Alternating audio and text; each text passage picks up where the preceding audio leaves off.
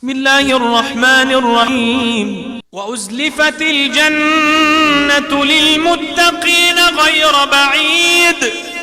هذا ما توعدون لكل أواب حفيظ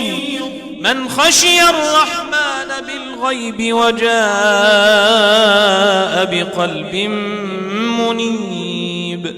ادخلوها بسلام ذلك يوم الخلود لهم ما يشاءون فيها ولدينا مزيد. وكم أهلكنا قبلهم من قرن هم أشد منهم بطشا فنقبوا وكم أهلكنا قبلهم من قرن هم أشد منهم بطشا فنقبوا في البلاد هل من محيص إن في ذلك لذكرى لمن كان له قلب أو ألقى السمع وهو شهيد. ولقد خلقنا السماوات والأرض وما بينهما في 6 أيام وما مسنا من لغوب فاصبر على ما يقولون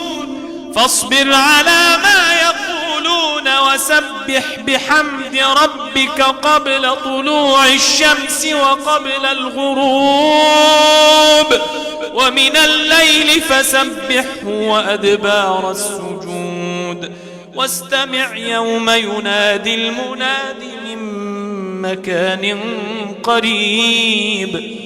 يوم يسمعون الصيحة بالحق ذلك يوم الخروج إنا نحن نحيي ونميت وإلينا المصير يوم تشقق الأرض عنهم سراعا ذلك حشر علينا يسير نحن أعلم بما يقولون وما أنت عليهم